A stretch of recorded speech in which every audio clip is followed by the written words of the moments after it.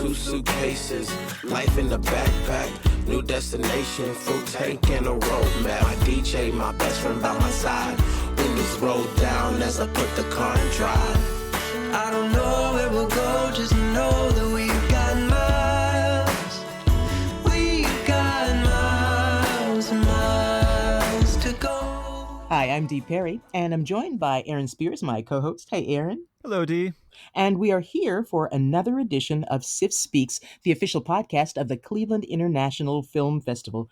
And we're really pleased to be joined by two of the makers of the film Public Trust, David Garrett Byars, the director, and Jeremy Rubingh, the producer. And thank you both for joining us. Thank you for having us. Yeah, great to be here. So, David, if you were standing in front of an audience at the Cleveland International Film Festival, what would you tell that audience about your film? You know, it's funny.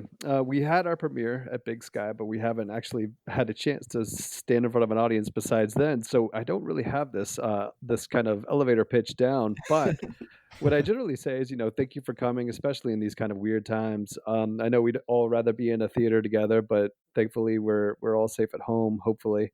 And sit as close to your TV as possible and turn it way up. I like that. You have made and worked on previous films that dealt with land issues. So what sparked your interest in those issues as a subject for filmmaking? Sure. So I grew up in Georgia. And, as you may or may not know, we don't have very many federally managed public lands in Georgia. So I moved out west when I was 25, and I was kind of gobsmacked by how much federal land there was out there. And you could just go and camp on it, because I was used to, either sneaking onto private land or asking for permission to go hunting or fishing or camping. And so that was kind of a real eye-opening experience to me. And back in 2014, there was an anti-federal land protest that I made a short film about in southern Utah.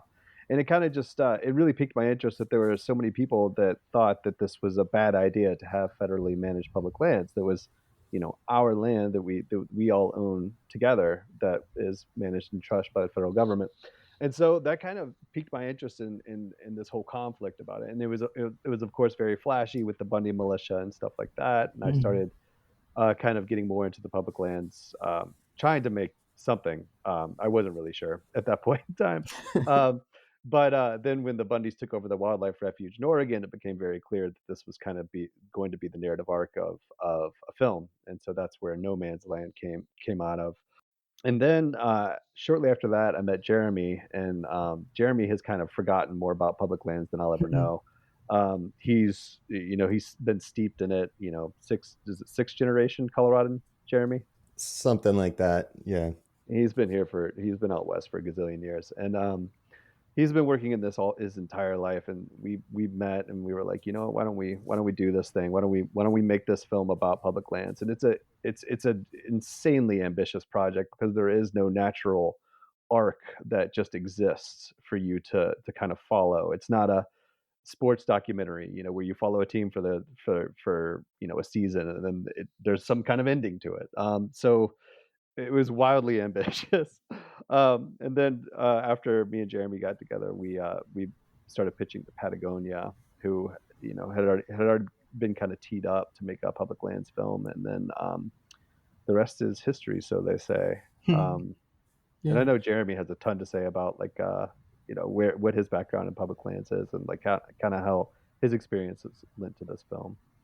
That's a great segue. So, Jeremy, as David mentioned, you are a sixth generation Coloradan.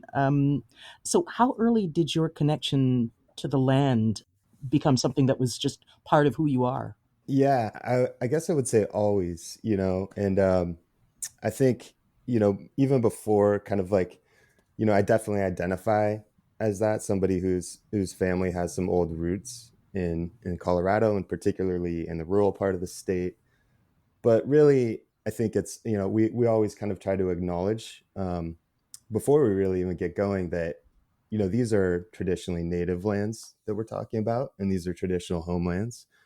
And even in Ohio, we wish we could be in Cleveland, but, in the spirit of kind of speaking to those traditional homelands, Cleveland area is definitely the home of, traditional tribes like the Lenape, the Shawnee, the Wyandots, the Miami, the Ottawas, and several other Great Lakes tribes that forgive me for not knowing all of them. I think the Kickapoo, Potawatomi, but we like to acknowledge the people whose stewardship and the resilience of their spirits have made kind of all of our residents possible on these traditional homelands, and the thousands and thousands of Native Americans who call Northeast Ohio home. So sorry, that's a long-winded answer, but No, a good one I though. think it's a starting point. And so my family, they're a pioneer family, and my great grandfather was a photographer all along Western Colorado and Eastern Utah, and he was actually the first person to use a moving picture camera in that area, filming a famous couple of brothers actually running rapids on the Colorado River. So there's some, my family has been steeped in kind of the outdoors and appreciation for these places and the people in them for a very long time. And so I just say that that's my connection to the issue, is that I care about the place and the people in it. And Jeremy touched on something, David, that I want to explore. Your film makes the point that the majority of public lands are not in national parks. And since they started as native land, how did they come to be designated public lands, and how has that land been being used? Oh man, how much time you got? Some. So the long answer is impossibly long. The short answer is watch the film, but here's the medium-sized answer. It's so there's 2.27 billion acres of land in the United States, and like Jeremy said, those were native lands before Europeans set foot on this continent. And then that kind of history is very sad and tragic in a lot of ways. How it actually became public land. So it's kind of a little bit of a bittersweet story, because we do have this thing that is 640 million acres of federally managed public lands that are owned by the American people but managed in trust by the federal government.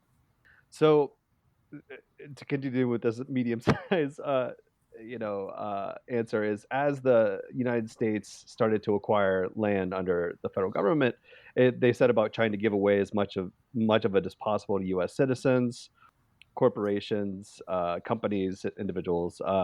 This was accomplished through various homestead acts, transfers to state trust land, giveaways to railroads, et cetera, et cetera. And basically, what was left over became the public estate. And this is land that was generally accepted to be either unproductive or undesirable. And then over the years, since those lands have been parceled out to various federal agencies to manage with varying levels of protection, or no protection at all, and in a lot of ways. And I know Jeremy can speak a lot to this as well. Jeremy, do you have anything to add to that? Actually, I wanted to springboard from that question to what's the greatest threat to the public lands at this point, and you can start there, Jeremy.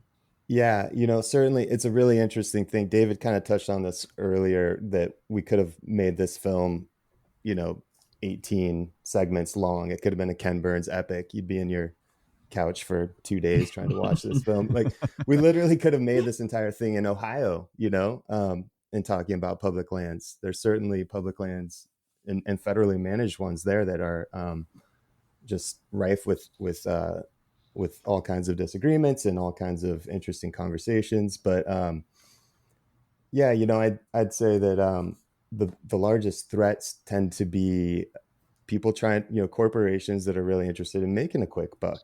And there's an interesting discussion to have there, in that, are those jobs that people need? Or is it a boom and bust economy? What does it leave when a big extraction leaves an area? And certainly in Ohio, you can look at some of the coal leasing that's happened, and sort of what some communities are left with now. And, I know it's a touchy subject, but, certainly it's not always just a bunch of jobs locally. It can be a handful.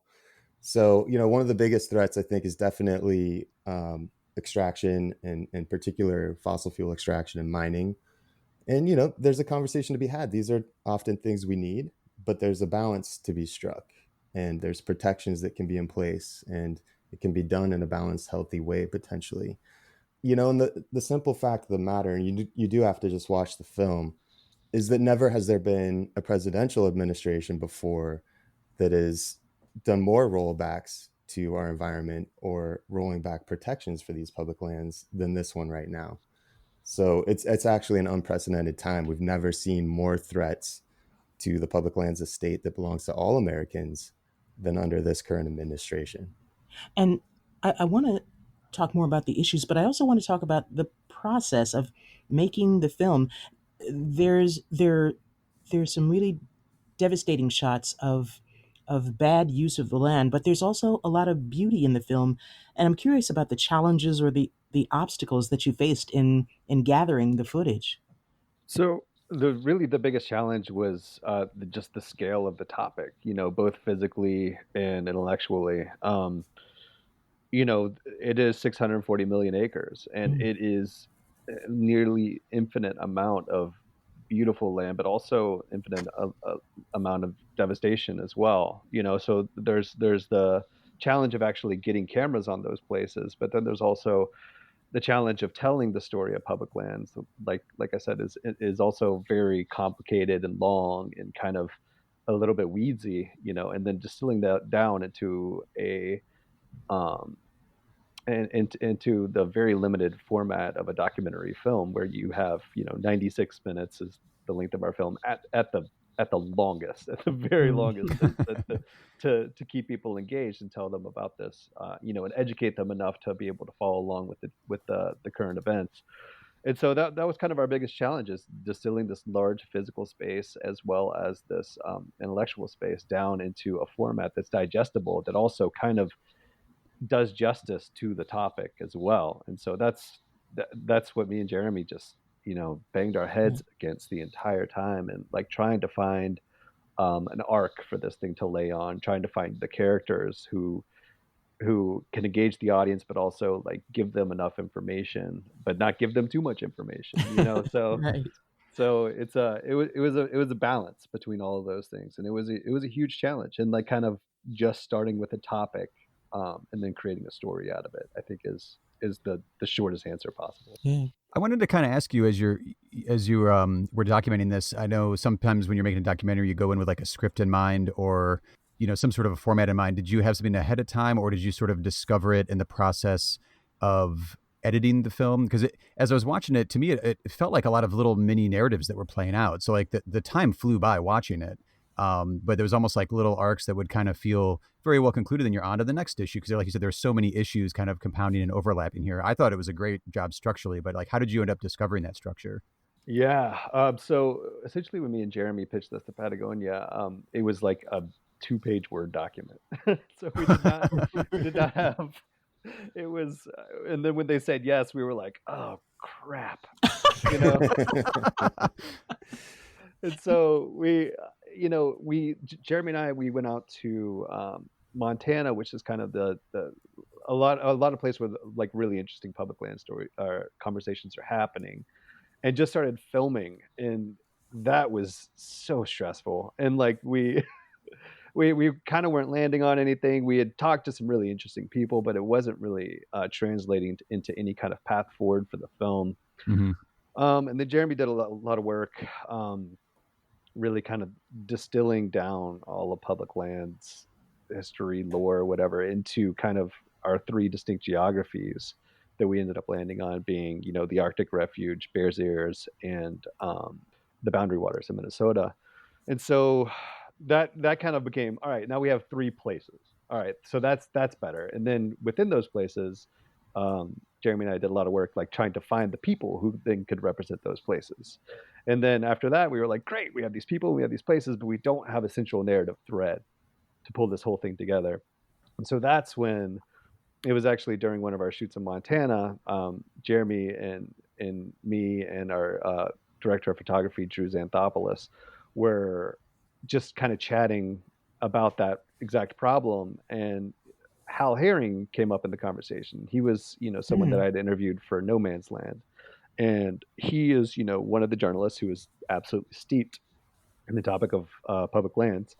And I was kind of resistant to interviewing him or using him, and like, because like, I'd used him for No Man's Land, and I felt like that was kind of like cheating as a documentarian. I don't know why, but then but he's a good friend as well, and so it felt like too easy. But once we kind of landed on that, the film the filming became much easier and much more straightforward. We were able to build around our characters. Yeah, he's a really essential part of this film, Hal Herring. But I'm also curious, and I want Jeremy to share a sense of this. The battle for public land has gotten energy from journalists' writings, but I'm curious about the role of social media, and if you were able to explore that as well as you wanted to in the film. That's a really interesting point. We kind of in the film there's a pivotal moment where the backcountry hunters and anglers, which are an amazing group, very bipartisan group of folks who are approaching our public lands through the lens of people who fish and hunt and are interested in their conservation because of that. And a bad bill comes up that would essentially transfer public lands, and they go to social media as their tool, and their answer comes from a congressman via social media. And so certainly it's powerful in advocacy. It's also a loaded question. There's a lot of issues with using social media to like in the area where I'm from, we call it tagging responsibly, because if you're in the backcountry and there's some beautiful scene and you're kind of pasting it all over social media, it becomes really popular and then overused. And likewise, kind of, right now, like with the National Monument in Bears Ears in Utah, essentially we say it's being managed by Google because the federal government is in limbo. There isn't a real management plan. It's held up in kind of limbo and legal status. So people are looking for beautiful images and they're just going there and not necessarily using the areas properly. So there's a lot of facets to that question. But, certainly in sharing good information, social media has been a powerful tool in kind of live videos, getting decision makers to kind of see what the public actually thinks about something. What a tool to be able to say, hey, we want to keep it public. We want to keep public lands in public hands. And so it's actually been a really, I think, net positive. Is there a result that you want to see from this film? I mean, it's a good teaching tool. Do you see it as something else? Yeah, I think it's an opportunity for people to understand that this is possibly the most American thing we all have together. It's our very land. It's the thing we're proud of. It's the thing that my grandfather was in the armed services for, protecting these places and this place that we all identify with, whether you're in, off the Jersey Turnpike or, you live in Western Colorado. This is yours. And nobody's really going anywhere. We got to do it together. So we got to come together and figure out how to best manage these places, but also how to protect them for future generations. So I think a huge takeaway, hopefully, is not only understanding that these public lands are yours, but that you can connect with things locally. You guys got the Cuyahoga National Park right there outside of Cleveland. Right. And what a success story, right? You have this river that's it's in the film, actually. It's been on fire as recently as like 69. Was that the famous one? Was it like 1969? Yeah. And now you have this beautiful national park, and little dams are being removed, and there's becoming all throughout the state, there's hunting and fishing opportunities, old growth forests coming back. So we want people to understand that there's hope and that they kind of have to engage if they want to keep these public lands public. So that means voting, but it also means kind of showing up for these places and understanding what's in your own backyard. I think you illustrated that very well in the film too, because as I was watching it, like there were so many emotional ups and downs where like you celebrate the little victories here, and then there was like 2 steps back sometimes, and then maybe 3 steps forward in a few spots. So it did feel like very much an emotional roller coaster watching the film as well. Is this, David, a cause that you're going to continue to devote filmmaking efforts to? I mean, yeah, absolutely. I would love to make public lands films for the rest of my life. Obviously, I'd like to make other films as well, but it's something that's become very important to me, not just through this film, but just, having moved out to Colorado and kind of become aware of this thing and like, you know, and and it's something that I want to feel like I'm a part of is these public lands, and it's something that it's hard to really fully immerse myself in that knowledge, coming from back east without growing up with that kind of innate connection to the land. But it's something that I'm trying to more fully comprehend. But yeah, I would love to make more public lands films, and we made the one about public lands now, Jeremy and I. Like we made the umbrella film. Let's find some interesting stories to focus on that are like that are deeper and more character driven. So Yeah, there's a lot there.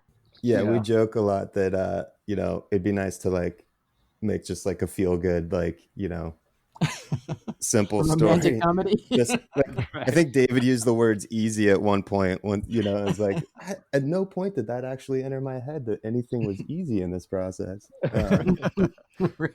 But definitely I think we're both absolutely dedicated to these. I mean, yeah, it's the best of us when we all come together and celebrate these places wherever we are. Sure.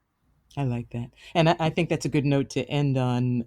It's been such a pleasure watching your film and talking with you. Thank you so much, both of you. Thank Thank you. you guys so much. And we have been talking with David Garrett Byars, the director, and Jeremy Rubingh, the producer of the film Public Trust, which you can catch on CIFF Streams. I'm Dee Perry, and I'm joined by Aaron Spears. And we thank you for listening to CIFF Speaks.